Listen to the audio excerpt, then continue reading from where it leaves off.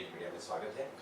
हम चंदेरिया के भारतीय ट्राइबल सेना के मुख्य कार्यालय में अब उपस्थित है और यहाँ पर हम जिनसे बात करने जा रहे हैं वो है माननीय महेश जी वसावा साहब। महेश जी वसावा साहब गिलिस्तान टाइगर सेना के राष्ट्रीय अध्यक्ष हैं और बीटीएस भारतीय ट्राइबल पार्टी के गुजरात विधानसभा के वो विधायक भी हैं और उन्हीं के ऑफिस में हम देख रहे हैं कि स्वायत्त राज्य हमारा लक्ष्य है। इस बात को लेकर हम आदिवासी समस्याओं को लेकर ये सारी देशवासियों की समस्याओं को लेकर उनसे अब बातचीत करेंगे। सबसे पहले महेश जी वसावा साहब, आपका टेलीविजन मीडिया में स्वागत है। थैंक यू साहब, आप गुजरात विधानसभा के अध्यक्ष भी हो और मैं सबसे पहले गुजरात का आदिवासी जो एरिया है उसी से मैं बात शुरुआत करता हूँ। कुछ 2 दिन पहले हम जब यहाँ के डांग विभाग में गए थे आंबा जिला में, तो वहाँ के लोगों ने हमें ये बात बताई कि यहाँ के लगभग 38 जो गांव है तो यहाँ पर किसी इकोसिस्टम जोन को लेकर वो यहाँ के आदिवासियों को विस्थापित करना चाहते हैं। तो उन्होंने ये समस्या बताई, तो कहीं आपके तक ये समस्या आई है या इस समस्या में वास्तवता है या असलियत में क्या है इसका? ऐसे गुजरात के अंदर पहले गुजरात के अंदर आदिवासी जो बेल्ट है उमर गांव से लेके अंबाजी तक बोला जाता है। 14 जिले हैं हमारे और ट्राइबल की जो पॉपुलेशन है वो 16% है यहाँ पे। तो इनकी समस्या बहुत जटिल है यहाँ पे। आप समझो, चाहे देश की आज़ादी के बाद चाहे कांग्रेस आए बीजेपी आए, लेकिन जो संविधान है वो कभी यहाँ इसके अमलवारी हुई ही नहीं। जैसे शेड्यूल 5 की बात कर रहे हैं, जैसे इसके अंदर जो अभी गुजरात सरकार पैसा 1 की बात कर रहा है, इसका कोई अमलवारी है ही नहीं, खाली बोल रहे हैं। लेकिन वो ट्राइबल को सब लूटने का ही काम कर रहे हैं, ट्राइबल लोगों को विस्थापित करने का काम कर रहे हैं। आप बड़े बड़े डैम बनाए, जैसे उकाई डैम बनाया, नर्मदा डैम बनाया, बहुत सारे गांव विस्थापित हुए, इनकी ज़मीनें गए। बोले हम इनके लिए शिक्षा देने का काम करेंगे, विस्थापन के लिए हम इसको ज़मीन देंगे वहाँ पे। तो कुछ हुआ नहीं। देखो, कांग्रेस ने भी नहीं किया, ना बीजेपी ने किया।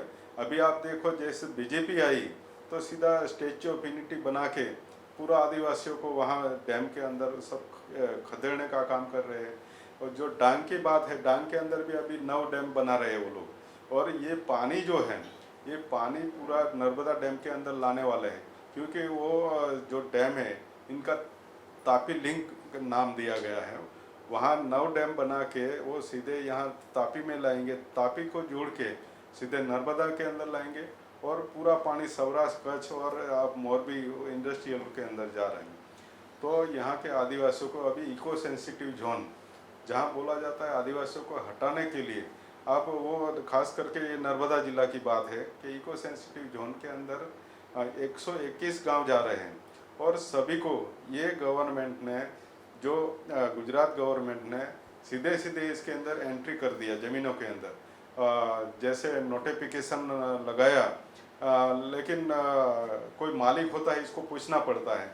जब कोई रेवेन्यू ज़मीन खरीदते हो तो इसको इसको नोटिस देना पड़ता है, इनकी सहमति लेना पड़ता है। ऐसा यहाँ कुछ हुआ नहीं, सीधे प्रसिद्ध करके आदिवासियों की ज़मीन रेवेन्यू भी गवर्नमेंट के नाम, इको सेंसिटिव जोन के नाम से ले ली। तो वो यहाँ के लोग ये समझे कि ये तो हमको विस्थापित कर रहे हैं। और सही में हमने ये आगे झुंबेश चलाया था और नर्मदा जिला के अंदर वो हम 17 के 16 के अंदर भी चलाया। लेकिन ये जो पानी मिल रहा है, पानी तो दूसरे लोगों को जा रहा है। उकाई का आप देखो, पूरा वापी से लेके अंकलेश्वर, भरूच, वो गाँव इंडस्ट्रियल को जा रहा है, जमींदारों को जा रहा है। लेकिन जो आदिवासी विस्थापित हो रहे हैं, इसको कुछ मिल ही नहीं रहा। आज इनका अता पता नहीं है। आप कितने गांव ऐसे विस्थापित हुए हैं कि जो कोई पंचायत नहीं बनी है इनकी, वो रह रहे वहाँ किनारे पे, लेकिन ना कोई इसका इलेक्शन कार्ड में नाम है, ना कोई इसको घर नंबर है, वो ऐसे अभी भटक रहे हैं। साहब, अभी हम जो देख रहे हैं कि यहाँ पर इसी परिसर में नर्मदा डैम भी बना, इसी परिसर में स्टैच्यू ऑफ यूनिटी भी बना और इसी परिसर में आपने अभी बताया कि डांग विभाग में नर्मदा के इसमें ही 121 गांव विस्थापित हो। तो आदिवासी समाज की जो विस्थापना की जो समस्या है वो दिन बे दिन बढ़ते ही जा रही है तो इसमें हम क्या कर सकते हैं कि इस समस्याओं को रोके, और इसके संदर्भ में हमारा क्या प्रोग्राम है? बिलिस्तान टाइगर सेना क्या करना चाहेगी इस संदर्भ में? खास तो पहले इस देश के अंदर जो जातिवाद है, जो ऐसा ब्राह्मणवाद, मूढ़ीवाद, वो बहुत बहुत यहाँ फाला फूला हुआ है पूरा भारत के अंदर। जो अभी हिंदू राष्ट्र बनाने की बात करने बैठे हैं, जो आरएसएस पूरा इधर चला रहे हैं, तो इनका जो तख्ता है, आप देखो अभी गुजरात के अंदर भी जो सीएम बदले गए हैं, तो वो भी एक ये है। तो पहले तो मैं बीटीएस जो बनाया है हमने, बिलिस्तान टाइगर सेना, तो वो पूरा विस्तार है। वो विस्तार पहले आदिवासियों को भी, मैं जाति को इसलिए बोलता हूँ कि आदिवासी संविधान के अंदर शेड्यूल 5 के अंदर आता है, और इनका जो रिजर्व एरिया है, तो रिजर्व एरिया के वो ख़त्म करना चाहते हैं। जैसे जड़, जमीन, जंगल, पत्थर, पानी जो भी है, वो इसको यहाँ से आदिवासियों को लूटने के, ये खनिज लूटने के लिए इसको विस्थापन कर रहे हैं। तो पहले तो मैं पूरे देश के जो भी आदिवासी लोग हैं, तो इनको इकट्ठा होना चाहिए, और इनको भी ये होना चाहिए कि हम आदिवासी हैं, वो गर्व होना चाहिए।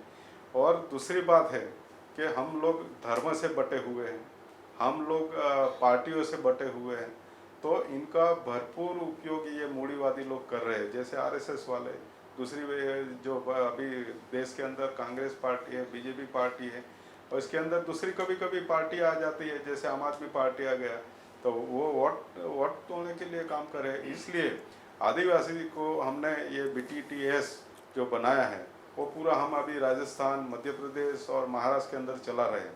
वो पूरा देश के अंदर जाएगा, एक नेजा में आएगा, और इसके हमारा सबसे बड़ा चेहरा देश के अंदर जो है, तो छोटू भाई वसावा जी है, जिसको 50 साल का संघर्ष है, और ये संघर्ष के लिए ट्राइबल जानते हैं, पूरे छोटू भाई को पूरा देश जानता है कि छोटू भाई की विचारधारा क्या है। वो ये जैसे बिरसा मुंडा लड़े थे 18 के अंदर, तो ऐसे ये 1900 के अंदर, 2000 के अंदर छोटू भाई ही लड़ रहे हैं अभी। तो एक ये भी बिरसा मुंडा जैसा ही लड़ा है, जमींदारों के सामने लड़ा है, ये मूढ़ीवादियों के सामने लड़ा है। तो इसलिए इस पर ज़्यादा पहुंच कैसे डाले हैं, आप देखो। ऐसा नहीं है कि हम कल उठ के बैठ के छोटू भाई चेहरा बन गए। बहुत सारे लोग इनके साथ लड़त में आए, और उसमें बहुत बलिदान हुए, कहीं एनकाउंटर हुए, तो ये लड़त आगे चलाते हैं। और छोटू भाई एक चेहरा जैसा, जैसे युग के बिरसा मुंडा जी हैं, तो वो लड़त आगे हम संवैधानिक आगे चलाएंगे। तो ये ऐसे प्रश्न है, तो आदिवासियों को हम संगठित करना चाहते हैं। साहब, अभी हम देखते हैं कि महाराष्ट्र, गुजरात, मध्य प्रदेश, ये एक सटा हुआ इलाका है एक दूसरे से, जो ट्राइब बेल्ट हम कहते हैं। इसमें बीटीएस और बीटीपी बढ़ रही है। जैसे हमने राजस्थान में देखे 2 एमएलए हैं, मध्य प्रदेश में भी ताकत बढ़ी है। अभी हाल ही में आपने पश्चिम बंगाल के चुनाव में भी हिस्सा लेना लिया। तो ये जो बीटीएस और बीटीआई की जो टाइगर सेना की जो ताकत है, ये कैसे बढ़ रही है? इसका एक संदर्भ में आप कैसे बता सकते हैं? देखो, हमने जो ताकत, देखो दूसरी पार्टियां लोग भी अभी जानते हैं, और थोड़ा एजुकेशन भी ट्राइबल के अंदर आया है। पहले 3 पीढ़ी था, इसके अंदर एजुकेशन नहीं था, इसलिए दूसरी पार्टियां लोग आके यहाँ आदिवासियों के जड़, जमीन, जंगल को लूटने का काम किया है। लेकिन अभी थोड़ा बहुत एजुकेशन भी आया है, और ये लड़त हमने बीटीटीएस और बीटीपी जो बनाया है, तो हम एक ट्राइबल पार्टी जो बनाया है, इससे हम देखो छोटू भाई वसावा जी 2002 के अंदर, जब पूरा गुजरात के अंदर लहर चला था बीजेपी का, जब यहाँ दंगे भंगे कुछ हुए थे, तो पूरे कांग्रेस खत्म हो गई इधर। लेकिन मैं और छोटू भाई, हम दोनों तब भी चुने गए थे, और नरेंद्र मोदी की तभी एंट्री थी, इसके बहुत ये थे, फिर भी हम चुने गए।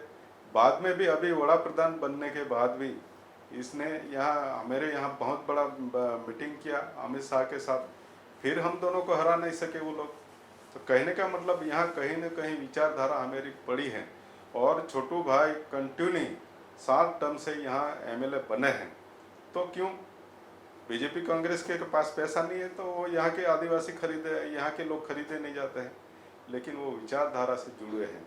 ये विचारधारा पूरे देश के अंदर जाएगी और आगे जाने वाली है, आप देखो हम लड़े राजस्थान के अंदर, हमने 2 MLA वहाँ लड़े, एक MLA तो हमारा खाली 4000 वोट से आ रहा है, कहीं का हमने वहाँ वोट लिए है 3.5 लाख वोट लिए है, फर्स्ट टाइम खड़े थे तब भी। और हमारे तहसील के अंदर 99 हम तो तहसील के सीटें लाए हैं और 15 हमारी जिला पंचायत की सीटें हैं वहाँ पे, और आगे बढ़ेगी यहाँ भी। आप देखो हमने राजस्थान में लड़ाया, मध्य प्रदेश में अभी लड़ाएंगे, महाराष्ट्र के अंदर और छत्तीसगढ़ के अंदर भी लड़ा है, हम असम के अंदर बंगाल के अंदर अभी इलेक्शन लड़े। तो धीरे धीरे हमारा आगे ये पार्टी बढ़ेगी और जो ट्राइबल जो लोग हैं इसको अपनापन, हम SC ST OBC माइनॉरिटी सबको साथ में लेके चलते हैं और लड़ते हैं। तो मूल हमारी लड़त है, मूल भारत लोगों को यहाँ ये लड़त, इनका संविधान अधिकार मिलना चाहिए।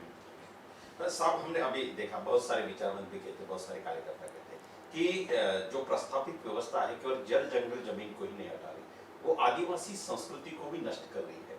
कहीं ना कहीं आदिवासी समाज में वो ऐसे प्रतीक भी ला रही जो आदिवासी समाज ने कभी उनका स्वीकार नहीं किया। तो इस संस्कृति को नष्ट करने के पीछे इनका मकसद क्या हो सकता है? पहली बात तो ये जो बाहर से आए हुए ब्राह्मणवादी लोग हैं कि भारत के मूल जो आदि अनादि काल से यहाँ जो जिसकी आइडेंटिटी है, जो यहाँ के मालिक है, वो आइडेंटिटी ही ख़त्म करना चाहते हैं ये लोग। और आप देखो जैसे BJP आई, वनवासी शब्द लगा के आदिवासियों को वन में आके बस ऐसा ही करने का। अभी आप देखो दूसरा कानून भी लाया है और आदिवासियों को इसलिए ख़त्म किया जाता है कि वो मालिक है, संविधान ने लिखा है। और पूरा आप प्रकृति देखो, संस्कृति प्रकृति आदिवासियों की सब मिली जुली होती है, चाहे कहीं भी राज्य के अंदर हो। लेकिन हमारी जो संस्कृति है, हमारी जो हमारा देवी देवता की पूजा होती है, तो इसके अंदर कभी कभी मुर्गी भी चढ़ती है, बकरे भी चढ़ते हैं।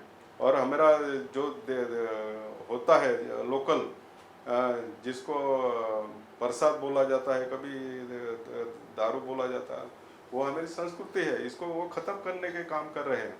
वो तो पहले से भी हुआ, जब जनता पार्टी आई तब ट्राइबल के अंदर मऊ होता है, मऊ का पेड़, वो काटने का भी इन लोगों ने किया, वो भी ब्राह्मण थे। साहब, अभी हम देख रहे हैं कि आदिवासी समाज में जो युवा है वो अच्छे पढ़े लिखे हैं, नए तौर से वो विचार करने लगे हैं। तो ये जो युवा शक्ति है आदिवासी समाज में बहुत बड़े पैमाने पे है। तो इस युवा शक्ति को हम BTP और BTS से जोड़ने के लिए उनके लिए क्या कार्यक्रम अभी फिलहाल आपके तरफ? हम तो ये चाहते हैं कि थोड़े ये सब अपने पढ़े लिखे जो लोग हैं, डॉक्टर लोग हैं, इंजीनियर लोग हैं और विद्यार्थी जो हैं, तो और महिला संगठन, तो थोड़ा बहुत ये संगठन हो के थोड़े बहुत शिविर और सबको जानकारी देना चाहिए। थोड़े बहुत संविधान के पुस्तक है वो आपको देना पड़ेगा और संगठन ये बना के समाज को जागरूक करना। हम चाहते हैं कि छोटू भाई ने जो 50 साल की संघर्ष किया है वो अभी इतना टाइम लगेगा नहीं। जैसे आप जैसे साथ में आप जैसे विचारधारा वाले लोग जुड़ रहे हैं, जैसे उल्लास जी डॉक्टर जी है, बहुत सारे आप देखो मध्य प्रदेश के अंदर अभी अपना ये चल रहा है। तो ये होगा तो शायद मैं लगता है कि 5 साल के अंदर ये बदलाव जरूर आएगा। साहब, आप संविधान की 5वीं और 6वीं अनुसूची के संदर्भ में बात करते हैं, स्वायत्त राज्य होना चाहिए, राज होना चाहिए, ये भी बात आपने। अभी हमारा ये जो राज है पूरी तरह से बहुमत में आए, इसके लिए BTP के तरफ विशेष तौर पे क्या अभी फिलहाल कार्यक्रम है? पहले तो हम घर की ताकत जरूरी है। घर जब ताकतवर होगा, अपना गांव ताकतवर होगा, अपना राज्य ताकतवर होगा, तो हम दूसरी जगह पे देखेंगे।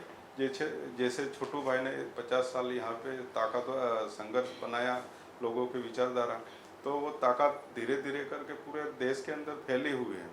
तो हम ये गुजरात के अंदर ये चाहते हैं कि आदिवासियों के लिए खास करके पूरा देश के अंदर शेड्यूल 5 और शेड्यूल 6 लागू है, तो कहीं ना कहीं इसकी अमलवारी होनी चाहिए, हुआ नहीं है।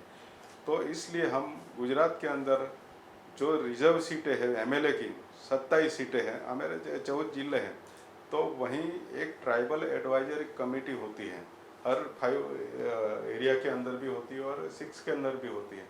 तो इसके अंदर जो कमेटी बनती है वो 16 एमएलए ट्राइबल ही होते हैं और इसका चेयरमैन भी आदिवासी ही होना चाहिए।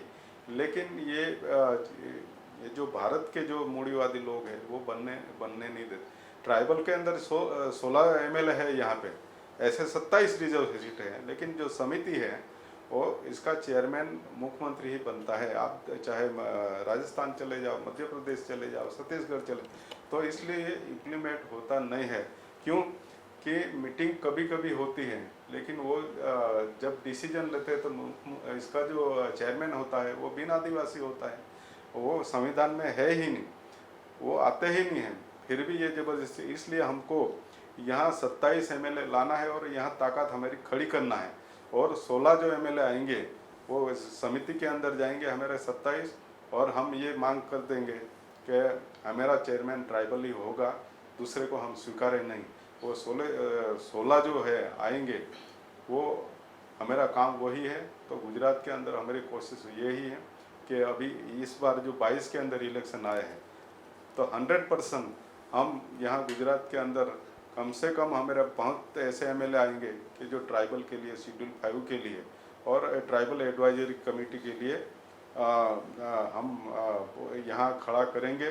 क्योंकि ट्राइबल एडवाइजरी कमेटी का जो काम है, अगर वो बोल देंगे ट्राइबल के अंदर गवर्नमेंट को भी, चाहे गुजरात गवर्नमेंट कितना भी एमएलए हो, लेकिन इनका एडवाइजरी मतलब इसकी सलाहकार समिति यहाँ गुजरात के अंदर बोली, अगर वो ट्राइबल के अंदर कोई प्रोजेक्ट या कोई परमिशन देना है, ये कमेटी को बिना पूछ के कुछ कर ही नहीं सकता। तो ये कमेटी हमारी बनेगी तो ट्राइबल के अंदर जो भी जो खोटे निर्णय लिए गए हैं वो हम खत्म कर देंगे। सब हम देखते हैं कि भारत में किसी भी राज्य में आप देखते हैं कि जिस समाज की संख्या जो होती है 12 से लेकर 15 होती है, वो समाज सत्ताधारी बन जाता है। यहाँ हम आपसे ही सुना है कि आदिवासी समाज की संख्या जो है 16% है। तो गुजरात विधानसभा में पूरी तौर पे सत्ता लाने के लिए क्या करना होगा, कैसे आना? बस वही काम यहाँ के जो युवा हैं, और ये युवा को जोड़ना पड़ेगा, महिलाओं को जोड़ना पड़ेगा। क्योंकि हमारे बाप दादा पढ़े लिखे नहीं थे तो इनका दुरुपयोग किया और इनका ये सब छीना गया है। लेकिन सबसे ज़्यादा ख़त्म तो ये करना पड़ेगा कि यहाँ ये जो दो पार्टियाँ जो यहाँ खड़ी है, बीजेपी और कांग्रेस, तो इनके जो एमएलए हैं और एमपी तो एक साथ में आना चाहिए। चलो कोई बात नहीं, वो पार्टी के हैं तो कोई बात नहीं, लेकिन एक आदिवासी समाज, जैसे पटेल समाज ने वो खोदल धाप के अंदर बोल दिया कि हमारा सीएम हमारा ही होना चाहिए, तो आप देखा इसका परिणाम इलेक्शन के पहले सीएम अभी बनाना पड़ा जिसका कभी कोई नाम ही नहीं सुना था। हाँ, तो ऐसा काम तो आदिवासियों की ताकत है नहीं क्या? वो 11% है, पटेल लोग 11% है और ट्राइबल लोग 16% है, तो ताकतवर कौन होना चाहिए? लेकिन हमारी एकता नहीं है, इसलिए कांग्रेस के और बीजेपी के जो भी सांसद हैं, एमएलए हैं, इनको एक साथ में समाज के लिए आना पड़ेगा और समाज के जो भी लोग जो आगेवान लोग हैं वो भी साथ में होना चाहिए। और एक मिनिमम प्रोग्राम आदिवासियों का होना चाहिए कि आदिवासी बचाओ, जड़ जमीन जंगल बचाओ, ये फॉर्म पे होना चाहिए। साहब, गुजरात के अलावा बीटीपी जो भारतीय ट्राइबल पार्टी जो है, कौन से राज्य में उसकी ताकत बढ़ रही है और कौन से राज्य में आने वाले समय में वो ताकतवर बन जाएगी, ऐसा आपको लग रहा है? हमको ताकत तो अब देखो कि हम सभी राज्यों में लाना और आदिवासी जो रहते हैं, लेकिन सबसे ज़्यादा ताकत अभी हम गुजरात से बना के अभी राजस्थान में पहुँचे हैं। और राजस्थान के अंदर सबसे ज़्यादा विचारधारा भी वहाँ पड़ी है। और वहाँ अभी आप देखो 2023 के अंदर इलेक्शन आएंगे तो हम वहाँ ऐसा परिणाम लाएंगे कि वहाँ की कोई भी गवर्नमेंट बनेगी वो आदिवासियों को बिना पूछ के गवर्नमेंट नहीं बनेगी। और वहाँ जो भी निर्णय है और शेड्यूल 5 के लिए वो वहीं से मिलेगा। आप देखो 2023 के अंदर तो वो हम करना चाहते हैं। इसके बाद अपने मध्य प्रदेश में इलेक्शन आएंगे, इसके बाद महाराष्ट्र के अंदर आएंगे, तो धीरे धीरे हम आगे बढ़ते जाएंगे। साहब, आखिर में आप समाज को क्या संदेश देना चाहते हैं? बस समाज को बचना है, समाज की संस्कृति बचाना है, इनका जड़ जमीन जंगल बचाना है। तो आने वाली पीढ़ी है, इसको पढ़ाना भी पड़ेगा, इसको बचाना भी पड़ेगा। तो काम एक ही करना पड़ेगा कि सब इकट्ठा होना पड़ेगा कि जैसे अपना। और एक बात मैं और बोलता हूँ कि आदिवासी कभी गरीब नहीं है। आदिवासी जो है वह बहुत मतलब मालिक है, मालदार है, फिर भी इसको लूटा गया, इसको मालिक से मजदूर बना दिया गया है।